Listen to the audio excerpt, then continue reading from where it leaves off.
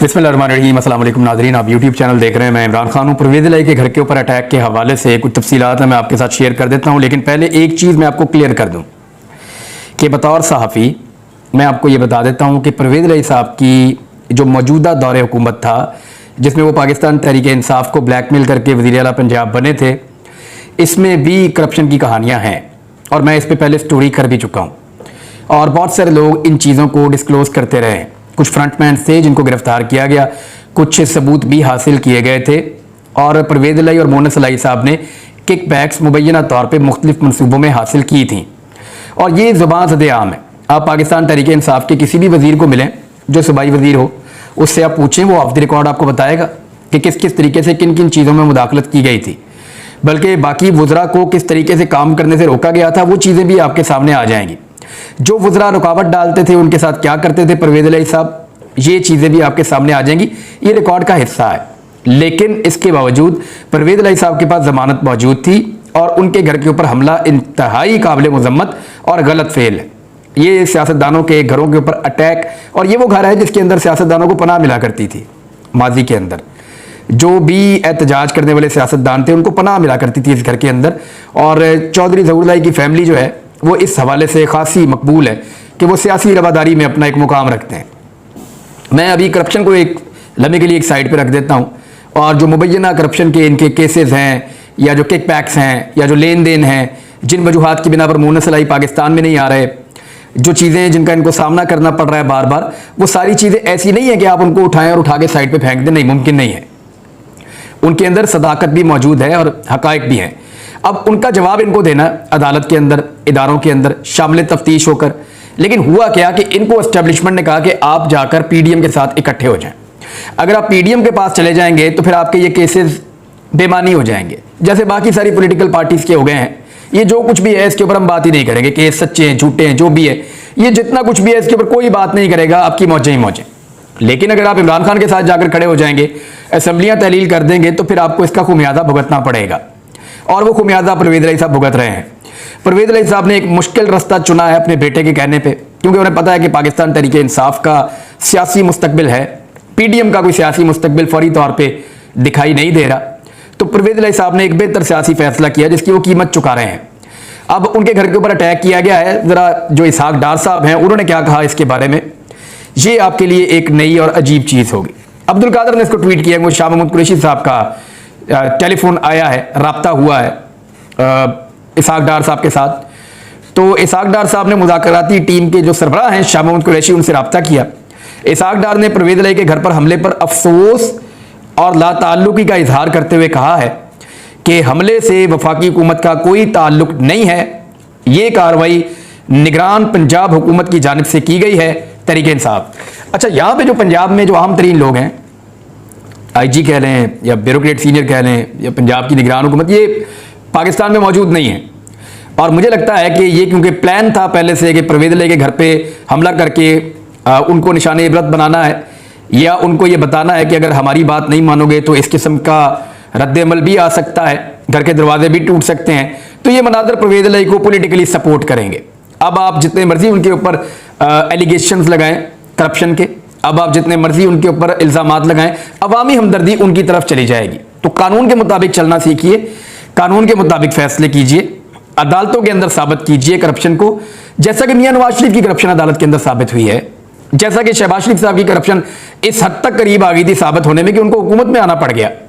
उन्होंने अपोजिशन में रहना कबूल ही नहीं किया। उन्हें पता चल गया कि अगर मैं अब हुकूमत में ना आया या मैंने ये डील ना की तो मुझे जेल जाना पड़ेगा। इतनी क्लैरिटी थी उसके अंदर। बंदे हार्ट अटैक से मरते रहे हैं, अचानक पता चलता है वो फला बंदा ठीक था, गवाह था, हार्ट अटैक से फारिग, फला बंदा था उसके अकाउंट में इतने पैसे आए थे, हार्ट अटैक से फारिग, फला ऑफिसर जो है वो तय तक पहुंच गया था केस की, हार्ट अटैक से फारिग। तो वो हार्ट अटैक का भी एक अजीबोगरीब सिलसिला पाकिस्तान में हमने चलता हुआ देखा है। बहरहाल परवेज़ इलाही साहब को हीरो बनाया गया है और वो हीरो बने हैं, लेकिन ये एक ज्यादती है जो उनके साथ की गई है और उनकी फैमिली ने तमाशा देखा है, चौधरी शुजात हुसैन और उनके बच्चों ने। और मुझे लगता था कि आज शायद वो एक प्रेस कॉन्फ्रेंस करेंगे, एक शोर मचाएंगे, हुकूमत को कहेंगे कि ऐसा ना करो, लेकिन उन्होंने ऐसा नहीं किया।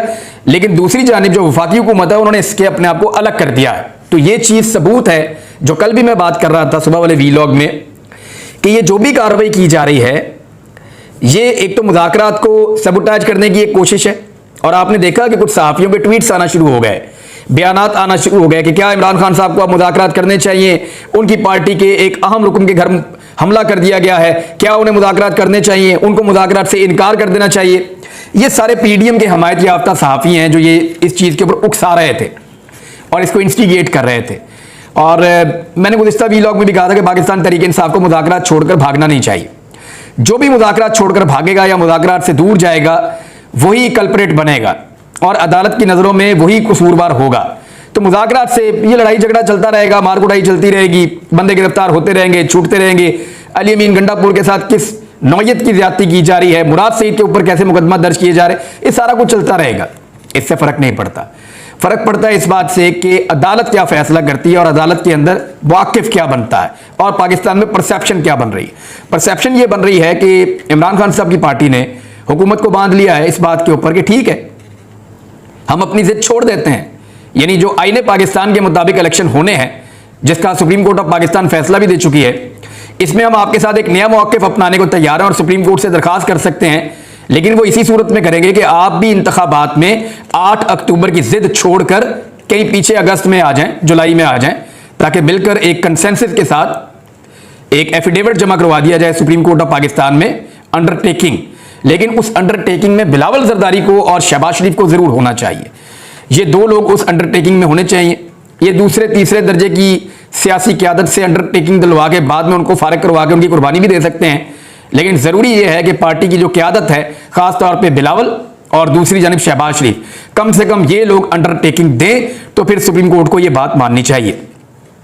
पाकिस्तान तहरीक इंसाफ ने इसके ऊपर मुज़ाकरात किए आपस में, और जो कुछ भी हुआ परवेज़ इलाही साहब के साथ उसकी मज़म्मत रात को भी की थी, दोबारा भी की है, लेकिन मुज़ाकरात से किनारा कशी का फैसला नहीं हुआ और ये बिल्कुल एक सही फैसला है। इमरान खान साहब को जहां तक ये मुज़ाकरात जाते हैं इनके साथ जाना चाहिए, क्योंकि मुज़ाकरात इलेक्शन के लिए हो रहे हैं। ये कोई एनआरओ नहीं है, ये कोई केसेस की माफ़ी नहीं है, ये कोई मार कुटाई से माफ़ी नहीं है। यानी ये तो सूबाई हुकूमत जो है वो तो एस्टेब्लिशमेंट की पपेट है, वो तो मारती रहेगी, मार कुटाई करती रहेगी। चाहे आप इलेक्शन ले लें चाहे आप ना लें, मुज़ाकरात करें या ना करें, वो तो मार कुटाई करते रहेंगे। तो ज़हनी तौर पे इस बात को तस्लीम किया जाए कि जब तक के पाकिस्तान में इलेक्शन नहीं हो जाते, जब तक ये निगरान हुकूमतें बैठी हुई हैं जो मोरे हैं एस्टेब्लिशमेंट के, ये मारते ही रहेंगे। चाहे आप मुज़ाकरात करें या ना करें, तो फिर मुज़ाकरात क्यों ना करें। तो इमरान खान साहब को मुज़ाकरात करने चाहिए, जितनी मर्जी मार पड़े, और उन्होंने यही फैसला किया है कि मुज़ाकरात जारी रहेंगे। लेकिन पीर वाले दिन एक बड़ी पोलिटिकल एक्टिविटी पाकिस्तान तहरीक इंसाफ ने फैसला किया है 3 मुख्तलिफ शहरों के अंदर, जिसमें लाहौर में इमरान खान साहब खुद लीड करेंगे। पैदल मार्च का ऐलान किया गया है। ये जो पैदल मार्च है ये 1 मई को किया जाएगा, यौम मजदूर मनाया जाएगा। मेरे ख्याल में मजदूरों को और मेहनत कशों को इसके अंदर शिरकत करनी चाहिए। ये उनका पाकिस्तान है, मजदूरों का पाकिस्तान है, मेहनत कशों का पाकिस्तान है, किसानों का पाकिस्तान है। उनको निकलकर इस एहतजाज का हिस्सा बनना चाहिए। उनकी ज़िंदगी ज़्यादा मुश्किल हुई है, ज़्यादा अजीरन हुई है, उनकी आमदन में उतना इजाफा नहीं हुआ जितना पाकिस्तान के अंदर महंगाई में इजाफा हो गया है। हत्ता कि यहाँ तक कर दिया है कि 40 रुपए का जो मीटर रेंट हुआ करता था, ये जो गैस का मीटर आपके दरवाजे के बाहर लटका हुआ है, इसका किराया आप जमा करवाते हैं हर बिल के अंदर, ये 40 रुपए इसका किराया होता था। खामोशी के साथ 500 रुपए इसका किराया कर दिया गया है। जियो न्यूज़ को कह रहा था कि 70% अद्वियात की कीमतों में इजाफा कर दिया गया है, लेकिन मैंने जो खबरें दूसरी देखी है वहां पे 20% तक अद्वियात की कीमतों में इजाफा किया गया है।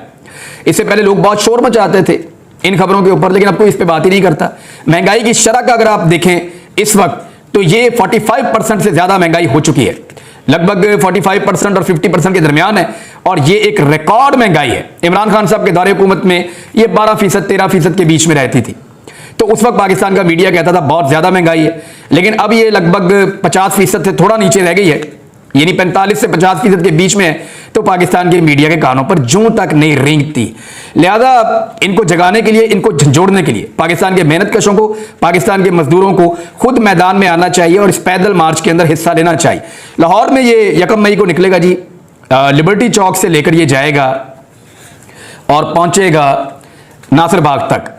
और मेरे ख्याल में ये पॉलिटिकल पार्टी का नहीं है, ये हर मेहनत कश का है, हर मजदूर का है। तमाम तबकात को इसके अंदर हिस्सा लेना चाहिए। मीडिया के जो मुलाजमीन हैं उनको भी जाना चाहिए, बाकी लोगों को भी जाना चाहिए। इसको एक पॉलिटिकल पार्टी के साथ जोड़ के ना देखें। ये यौम मजदूरा के ऊपर एक रैली है जो लाहौर में भी हो रही है, इस्लामाबाद में भी हो रही है, वहाँ पेशावर में भी हो रही है, तो मुख्तलिफ जगहों पर हो रही है। तो इसकी कवरेज जो है वो भी पाकिस्तान का सोशल मीडिया तो करेगा, रवायती मीडिया करे या ना करे वो उनकी मर्जी है। इमरान खान साहब के बारे में अमेरिका से भी खबर आई है, वो खबर मैं आपके साथ शेयर कर देता हूं।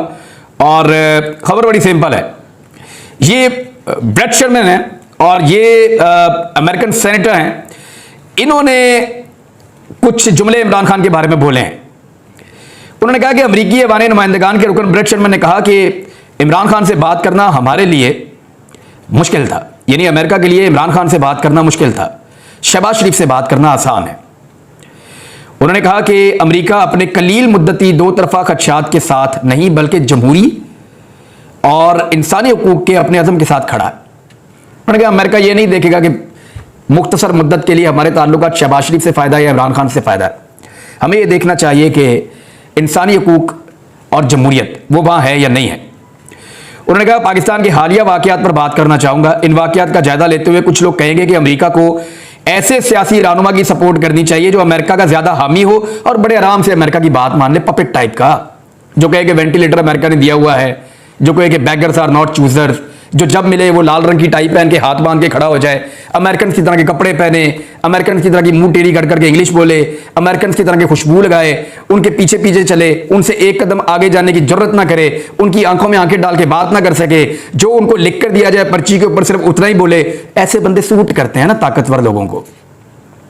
वो ये कह रहे हैं कि आर्जी तौर पे तो अच्छा लगता है कि ऐसा बंदा हमारे साथ हो, लेकिन उन्होंने कहा कि इमरान खान से बात करना हमारे लिए मुश्किल था और हमारे लिए आसान हो गया ऐसे बंदे से निपटना और हालात में अपने फेवर में लेकर आना अगर शहबाज शरीफ टाइप का बंदा होगा।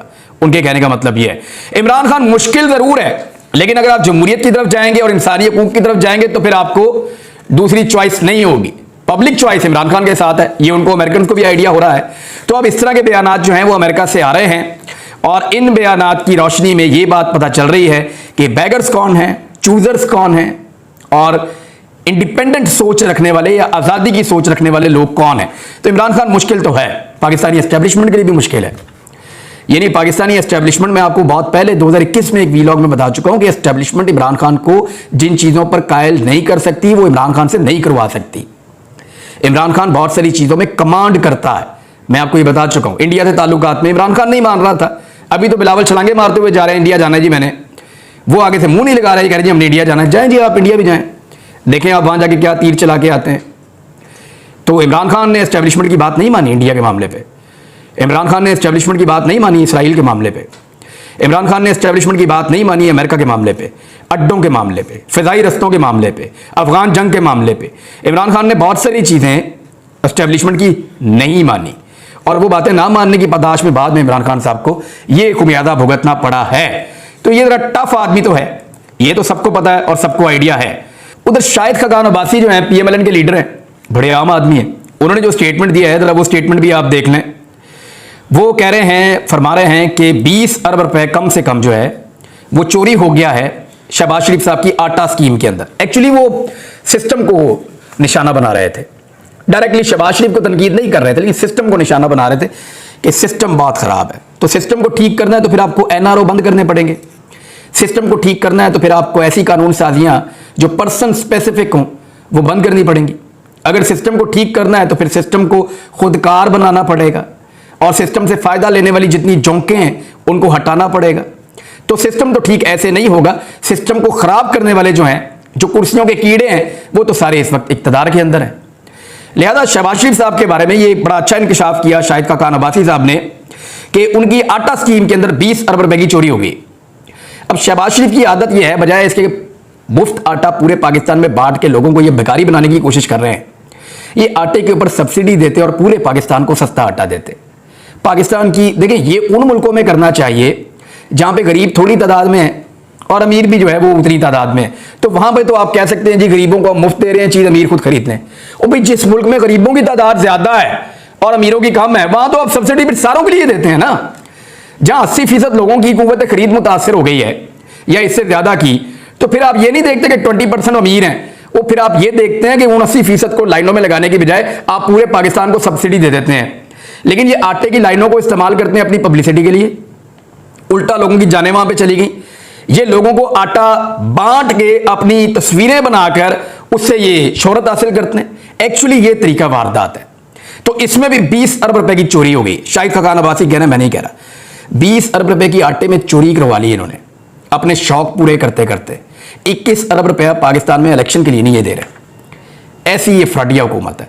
वैसे इमरान खान साहब को चाहिए कि इनके साथ मंगल को मुज़ाकरात जरूर करें, और फाइनल राउंड है क्योंकि मुज़ाकरात का इसहाक डार साहब अपने मुंह से कह चुके हैं, और चीफ जस्टिस ऑफ पाकिस्तान बड़ी रिस्ट्रेंट का मुजाहरा कर रहे हैं।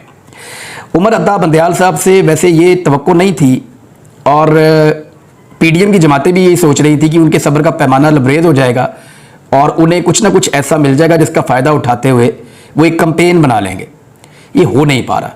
चीफ जस्टिस ऑफ पाकिस्तान बड़े रिस्ट्रेंट का मुजाहरा कर रहे हैं, बहुत ज़्यादा तहम्मुल का मुजाहरा कर रहे हैं, और उसका फ़ायदा उठाने वाले एक्सपोज होते चले जा रहे हैं, चाहे वो एस्टेब्लिशमेंट है चाहे वो पीडीएम की जमातें हैं। बहरहाल वो मजीद एक्सपोज होंगे और आने वाले दिनों में आपको बहुत ज़्यादा और क्लैरिटी होगी। अगर तो ये मुज़ाकरात पे आकर जुलाई और अगस्त में इलेक्शन के लिए मान जाते हैं और सुप्रीम कोर्ट ऑफ पाकिस्तान में अंडरटेकिंग देते हैं तो ठीक है, वरना याद रखिएगा 21 नहीं तो 28 मई के महीने में आपको फिर इलेक्शन में जाना पड़ेगा। अब तक के लिए इतना ही। अपना ख्याल रखिएगा, अपने चैनल का।